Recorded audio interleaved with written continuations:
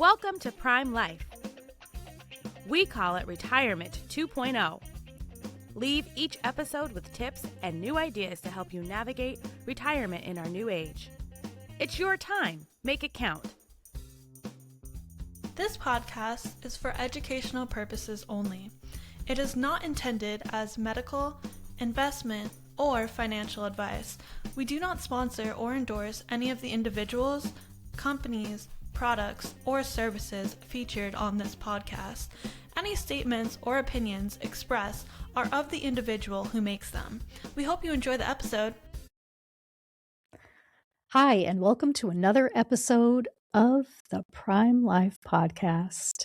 Hope everyone's having a great day. I'm Mary Crean. I'm here with Neal Shah.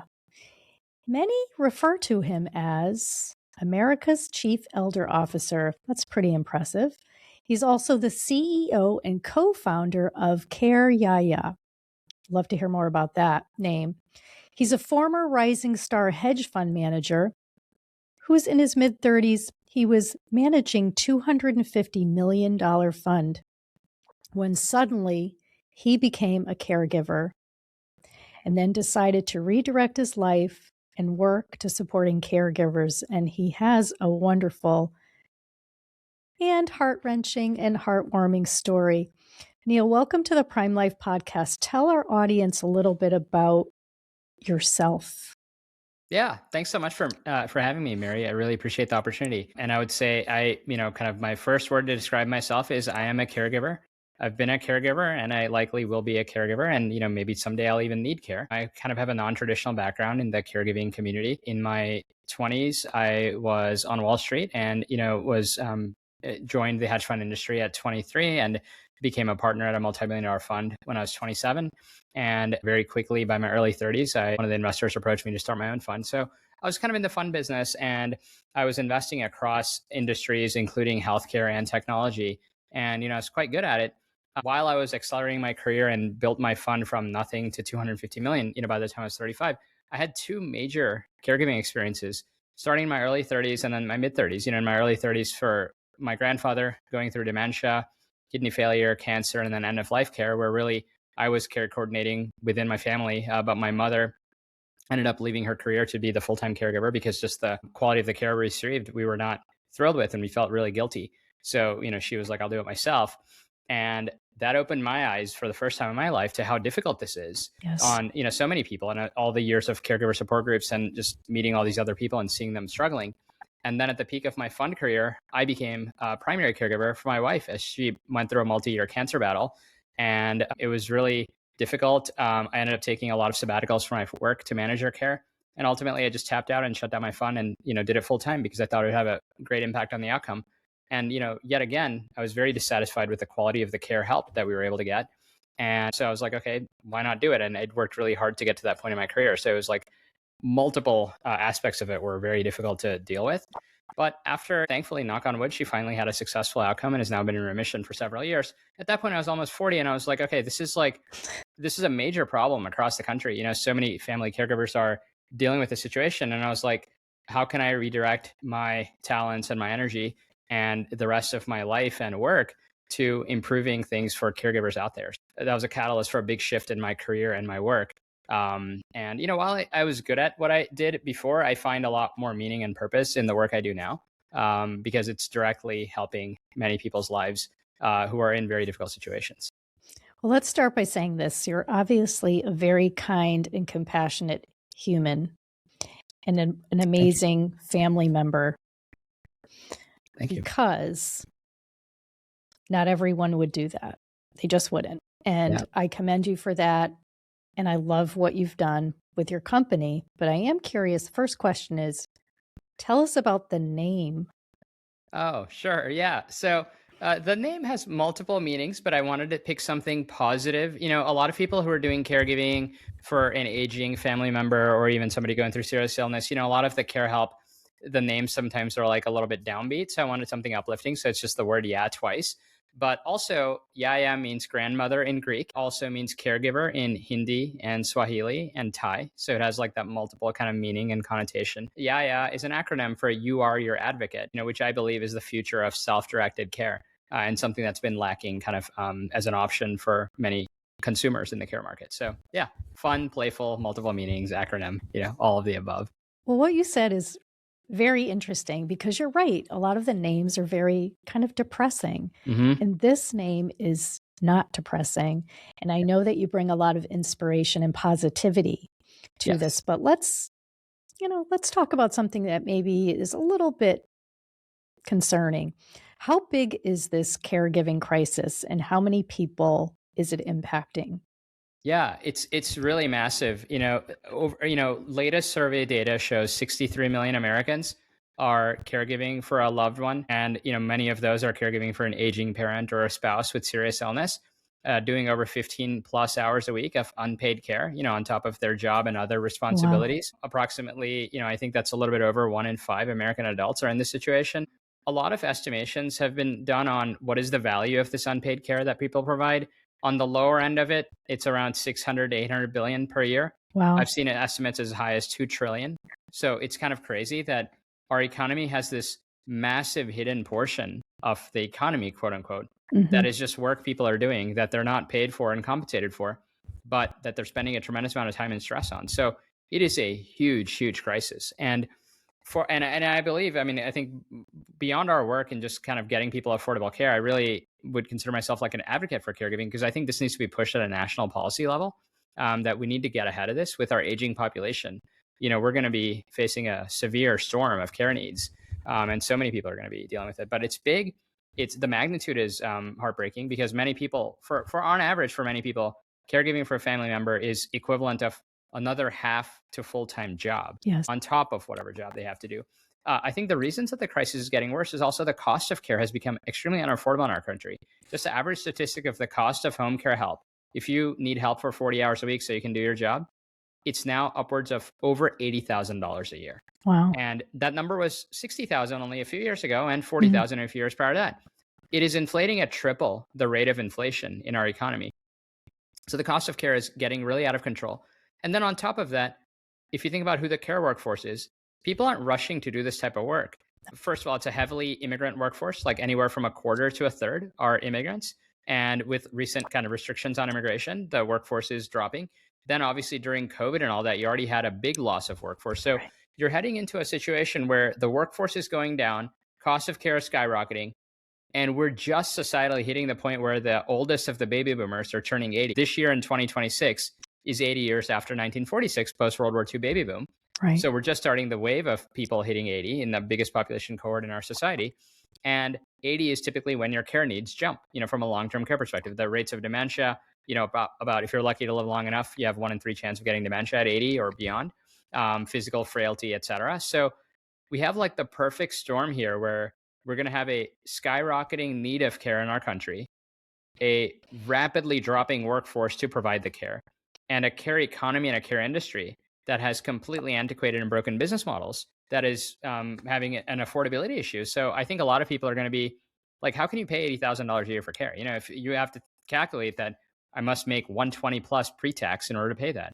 So a lot of people will just drop out of the workforce and do it themselves. And I think that's something we need to get ahead of as a society. Yeah, I'm not surprised about the numbers, really. I wish I could say they were. But also, you shared that you and your mom, you weren't happy with the care that you were receiving, and you were paying a lot for it. And then you feel guilty. You said something interesting at the very beginning. It's like, and someday I may need care as well. Yeah. We talk a lot about longevity risk and how it's one of those risks that just kind of bleeds into everything, especially as it impacts financial costs and whatnot. Yeah. So can you talk a little bit about the 3 most important challenges that individuals and family find when it comes to caregiving? And we'll get that answer after a brief word from our commercial sponsors. NASA is always working harder to be your carrier of choice. We offer insurance products that can help you meet your retirement goals, such as protecting your savings, securing lifetime income, or paying for healthcare costs. We're dedicated to providing best-in-class service and are keeping things simple, and we'll have your back. We have around 400,000 policyholders and contract holders and have been doing this for a long time, 170 years, but we remain humble enough to always try to improve. For more information, visit nfg.com. Nassau Insurance products are issued by Nassau Life and Annuity Company of Hartford, Connecticut, Nassau Life Insurance Company, East Greenbush, New York, or Nassau Life Insurance Company of Kansas, Overland Park, Kansas. Subsidiaries of Nassau Financial Group. Products are not available in all areas. Policyholder counts are for all Nassau companies as of September 30th, 2022, and are subject to change. So that's a great question. Okay, so I would say there might be more than three, but if I had to kind of bucket them into the three from my own experience, I'd say cost, quality, and reliability. In terms of caregiving, like most of the time when people find themselves in caregiving, their first thing think is, I can't do it all by myself. I need some help. I think, well, first, if you don't face that, please think about it, because most people should not be doing it all alone. It is very difficult. But I think when people find themselves in a situation, they start thinking, okay, how do I get help? I can't do this on my own. Right. So they turn to community, they turn to resources, they turn to companies, they ask their friends, they try to do it on their own. I think most people find the cost of care is extremely unaffordable for many people. I think that when people do find care that they can afford, they find quality to be a major issue. So that's kind of the life cycle of our own journey, is both in my grandfather's care, me and my mom, and then later in my wife's care, myself. You kind of try to find care options. You're like, okay, I can't afford it. But then the next thing is the quality sucks, or I feel bad or whatever. And then the reliability. I think these are major challenges that caregivers face. And these are all, I think, opportunities for improvement, but oftentimes many of the reasons that people tap out and just say, I'm going to do it myself. So I think if you'd like me to elaborate, I can kind of give you an exact example, I'd love for you to give us an example. And then I want you to share with our audience how CareYaya comes in and helps to mitigate some of these challenges. Yeah. And so let's say I'll give you an example. We have families that we're helping right now that are in the New York City metro area and kind of like the Northeast broadly. Yes. And you have like a daughter in her late 40s caring for her mother with Alzheimer's and going out and looking for help. The average rate in that metro area is $42 an hour to get care. So if you're just thinking, hey, 40 hours a week while I'm at my job, I need help, you're looking at north of $1,600 a week. So over the course of, the year, you can just do the math, but it's going to easily get to over $80,000 a year. So cost is like a major issue, and affordability. But more importantly, most of that money is not going to the care worker. While the average cost of care in America is $80-something thousand, the average worker pay in America is $33,000. And that's average, right? So many people are getting paid below that. So you have in New York metro area, a minimally paid care worker. The money you're paying to the care company, more than half is going to the company and other marketing and franchise fees and all that stuff, not going to the care worker. So the care worker is barely making a, living wage, so to speak. And as a result, that feeds back into the quality. That person is going to be super stressed out. That person is going to be looking for any other job at any other opportunity. Why wouldn't they work at Walmart? Why wouldn't they work at McDonald's? Why would they do this? And caregiving is very difficult work, by the way. So God bless that there are workers doing this type of work. Exactly. But they're often burned out. They're exhausted. They're not getting paid that much. They have their own stress. They have their own bills to pay. And then that feeds back into reliability. That many times I found on average in researching the care economy, over 15% of shifts in a given week were full out no-shows or multiple hours late, to the point where the family member can't even reliably count on it. So all that results in a lot of guilt that, oh, I'm leaving my mom and dad with this person who doesn't even want to be there, or is so stressed out, just doing the tasks, but oftentimes goofing off on their phone. I feel bad. Oftentimes the person doesn't show up on time, and then I have to call in sick for my own job. So I think a lot of families are like dealing with this kind of like compounding series of issues that, in my opinion, is a completely fault of like the care industry and lack of innovation. So that's really where I saw like a major opportunity of like, how can we put on our thinking caps and like do something to help people in a good way and in a good, sustainable, reliable way. So that was kind of like what inspired our innovation. And to your second question of what CareYaya does is, let's take that same exact example in New York.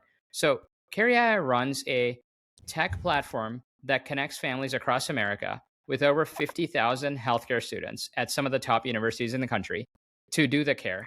at highly affordable rates. We charge no fees or markups. It's fully social impact funded. So that exact example in New York City, instead of going to a local care agency and paying $42 an hour, a family can come to CareYaya's site or app and, just go to careYaya.org and very quickly, conveniently, in less than 2 minutes, book, schedule, and find NYU pre-medical students, Columbia University nursing students, or, pre-physician assistant students, Hunter College, Fordham. There's we have thousands of wonderful students in the metro area, and we're expanding all over the country. And these students are people who want to go into future clinical careers. They're very empathetic. They're extremely reliable. They're not just doing this for the money. They're doing this as a pathway to future graduate school.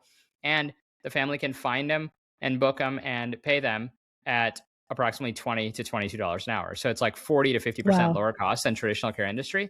So we find that it helps a lot of families who are priced out of the care market. It also has extreme reliability, like less than 0.5% of sessions have any sort of lateness. The students are unbelievably reliable and motivated. And the care quality is through the roof. Like after now tens of thousands of care sessions, the average rating is 4.87 out of 5 stars. Families rate each care session. And that's like orders of magnitude above like the traditional care economy, which on average has like a 3.2 rating. So, and it's really, it's not even us, it's the workforce. These students are wonderful people. They are very motivated. They want to go into future clinical careers. They're only doing this, for a year or 2 or 3 in their lives before going off to graduate school. And, they're doing a great job. I think the hidden kind of one benefit beyond just that is the intergenerational relationships have been forming. That's like the most heartwarming thing, that a lot of times I found myself in this situation with my grandfather. I think many families, we help find themselves where they're trying to convince the older person, hey, you need help. But then the person's like, well, I don't want babysitting, like, can you imagine? I see this sons and daughters arguing with their parents all the time on that. And reframing it as you're mentoring this 20-year-old pre-medical student is like a big reframe, that I think the older adult feels like I'm also, yes, I'm getting help, but I'm also helping mentor them, and they're going to go to a future clinical career. And the young people love, kind of meeting older people in their community. And I think that's kind of like the coolest part of the program. So yeah, that's kind of like the high level on what we're doing. I love that. Absolutely. Because there's a lot of wisdom. Older people want to give and share, and younger people can learn from. Agreed. So you said you're in the metro area of New York, and then I heard you say we're expanding. Are you able to talk a little bit about that? Yeah. We started initially in our home market was Raleigh-Durham, North Carolina. So like Duke University, UNC Chapel Hill. We expanded to New York City Metro. We're also all over Boston. We're in parts of Connecticut, Rhode Island. We're all over Washington, D.C., Atlanta, parts of Texas, Florida, Los Angeles, San Francisco, Chicago. So we're kind of like quickly going nationwide. We have over 50,000 students on the platform, and we're active at over 35 different universities. If you think there's an opportunity for us to come to your area, definitely reach out to me. I'm happy to expand anywhere. We kind of grow grassroots, in terms of wherever professors and pre-health career advisors reach out to us, we operationalize the program at their university. And then wherever there's a need in the community, we typically partner with caregiver support groups, faith-based organizations, local hospitals, things like that. But we do zero advertising, zero kind of paid marketing. It's all grassroots built. And I think as a result of that, the cost savings can be passed on to the families. I think long-term, I really admire like Costco, as like a business, I feel like it's just like an amazing organization where it delivers very high quality product at highly affordable prices. And everyone in the ecosystem, from the employees to the customers, to the suppliers, like everyone is treated very well. And they kind of just go for kind of like large volume and like national scale. And I think that is a big opportunity, that I see in CareYaya, is that how do you just build something where over time you're building a lot of operational efficiencies, and as a result, lower cost and high quality is being passed through to the people in the ecosystem.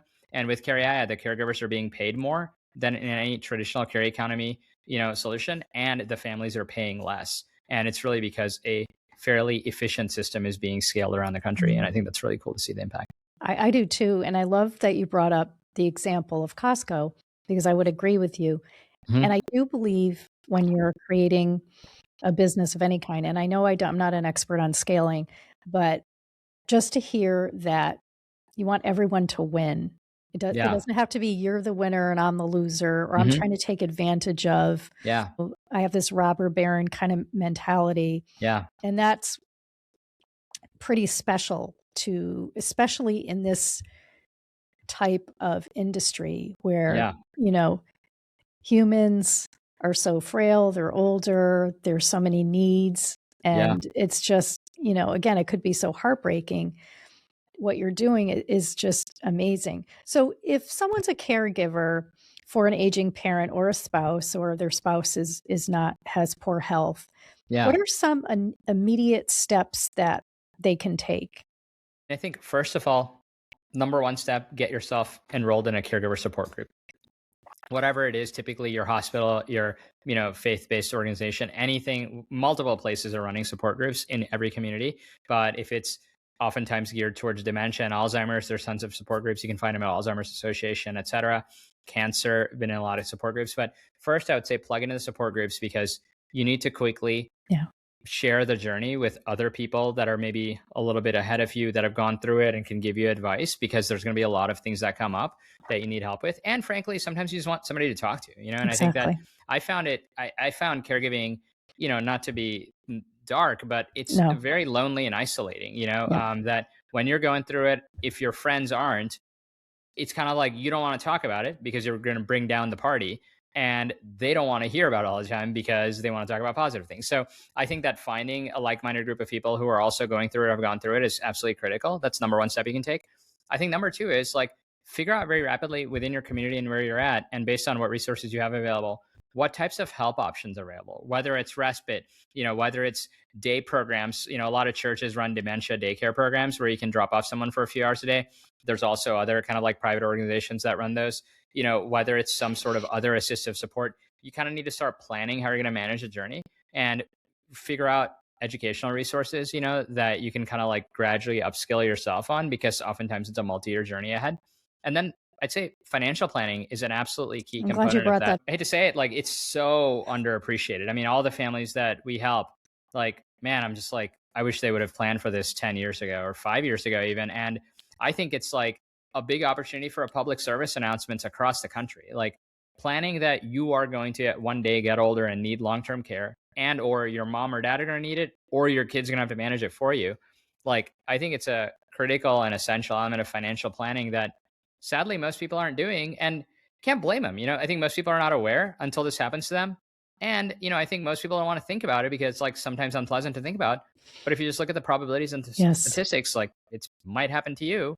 And do you want to leave your spouse or your kids in that jam, or do you want to be a little bit proactive about it? But yeah, so I think that's absolutely essential. And the ones who plan, they have way more stress when it happens to them. I'll guarantee that.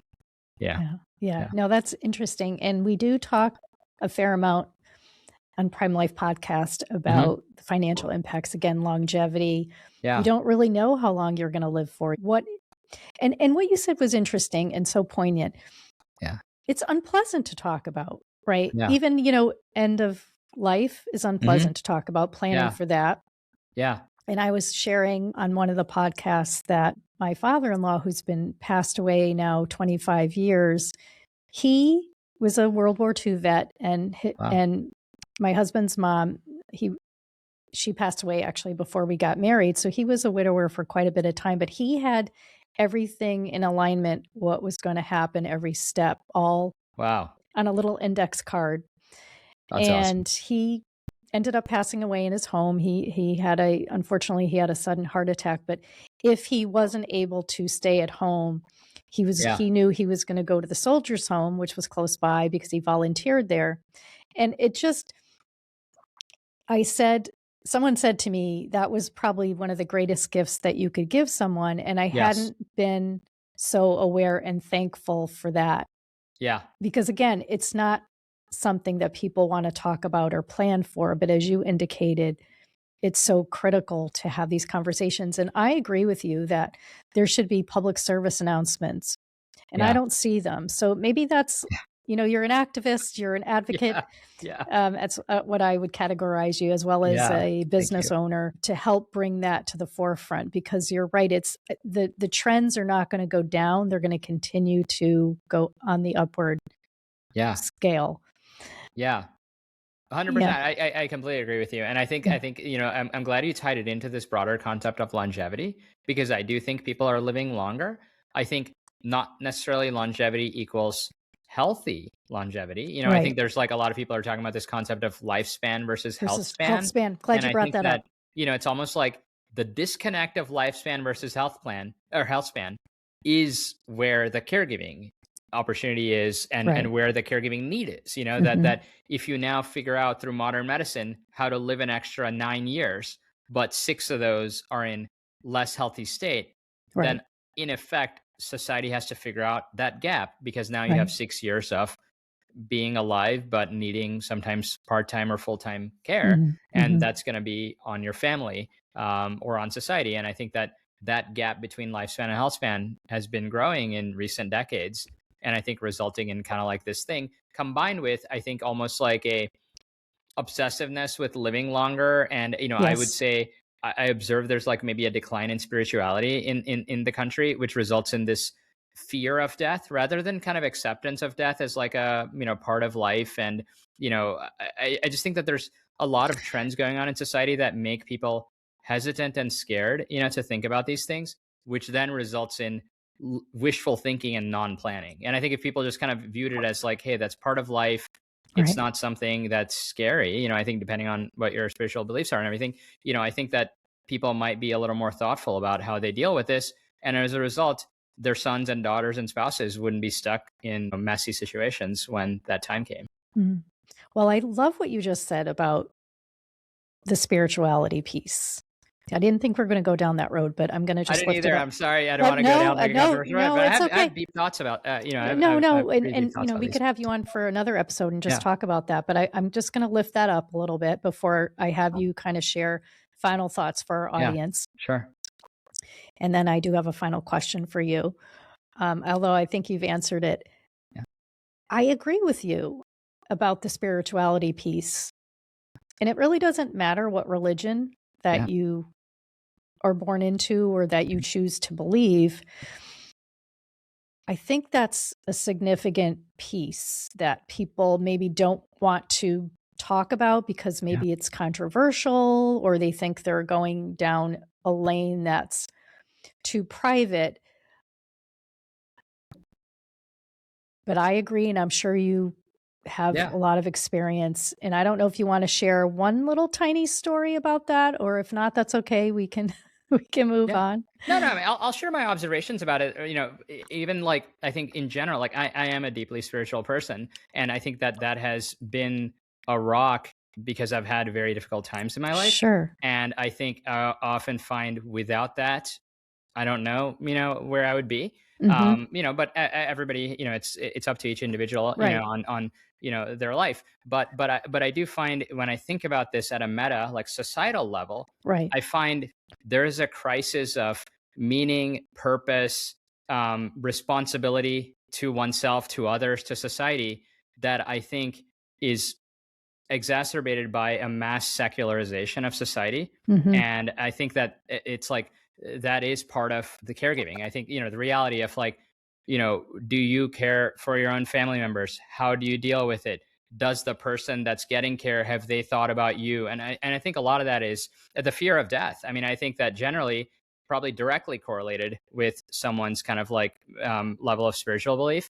And, Yes. I think that, and frankly, I would even say the chase of longevity and immortality. Like, I think that I actually think okay, since we're going to controversial stuff, I'll just say this. It's okay. Like I really do not like that so much capital allocation in this country by very large investment firms is going into, in my opinion, not only foolish but potentially unethical chase of immortality, when there are people who need Yeah. help now in practical things like a good way and a graceful way to spend their final years. But if you look at the allocation of investment capital in this country, like the VCs are pouring tens and hundreds of billions into this like longevity and mortality. And why are no one focusing on caregiving? So I actually I've often thought about that back in the day, 50 years ago, 75 years ago, a lot of great care was being provided by community and faith-based organizations. Mhm. And then like, look what happened with the assisted living and the nursing home industry. It got taken over by conglomerates, corporate chains, private equity. Mhm. I mean, look at what's going on. It's like margins over mission, and I think that in this work, I think it has to be mission over margin. But, I think that kind of goes full circle with like people's like beliefs and how they think about the world. I think these are really great points, and I hadn't quite thought of it that way. But especially with your background that you came to this work with. Yeah. And it's great to innovate and to want to look better. And, there's a lot of red light therapy. Again, lifespan, health span, there are many of us or some of us that try to take good care of ourselves because, again, but that doesn't mean, there are no guarantees in life, as the saying goes. There's no guarantee for tomorrow. But I do agree that perhaps more investment and time should be spent on looking at those that we're caring for now, because we do know, as you said, that it does require a lot to caregive for someone. And I think about my grandmother who lived with us, and my uncle really was the caregiver. And he's passed away recently, and I don't know how he did it. My grandmother was an interesting character, I'll just say that, and how exhausted mentally and physically. And I know that's something that you kind of lift up a little bit. But as we get to the end of our conversation, what are a couple of key takeaways that you want our audience to remember about our conversation today? And then I'm going to head into my last question for you. Yeah, I'd say kind of my number one thing is, if you find yourself in a caregiving situation, take immediate steps to get as much resources and information as possible. Don't delay, because a preponderance of studies and evidence has come out in recent years that within 1 year of somebody becoming a caregiver, up to a third of people report significant mental health challenges, including depression and severe anxiety that lasts for a long time, even after the caregiving is over. Take steps quickly.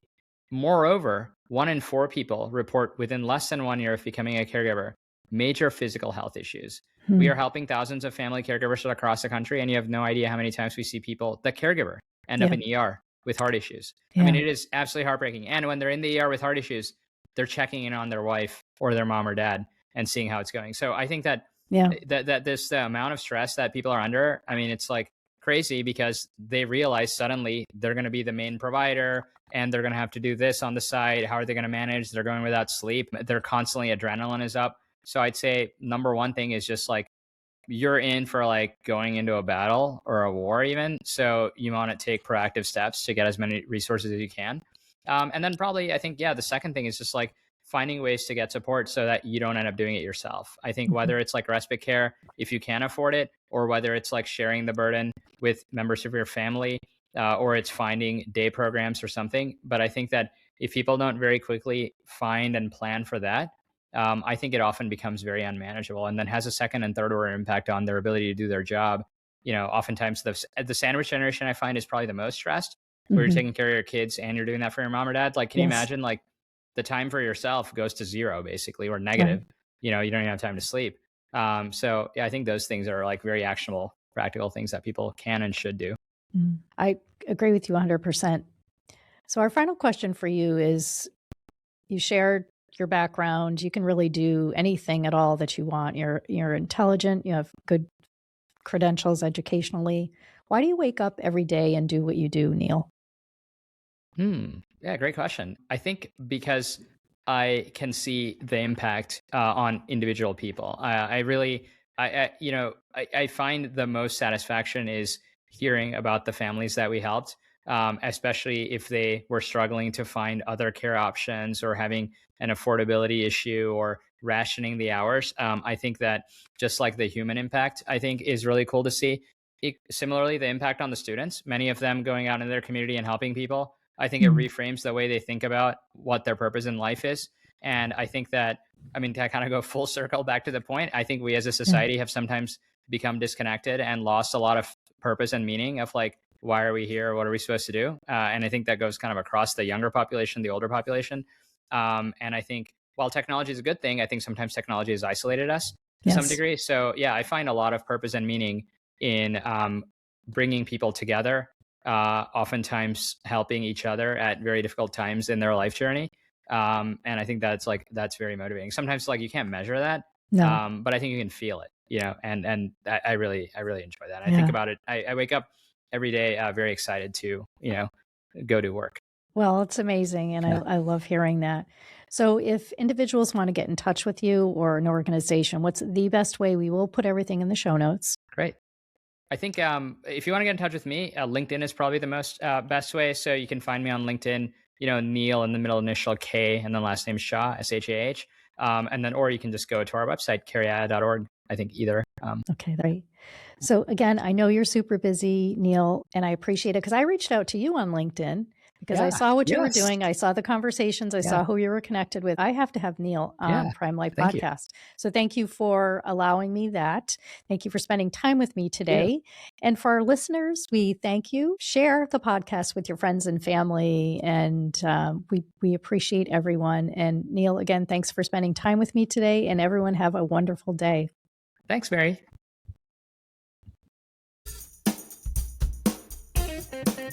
Remember to subscribe to the Prime Life Podcast anywhere you find podcasts. You can find all of our episodes, contact information, and more on our website, primelifepodcast.com.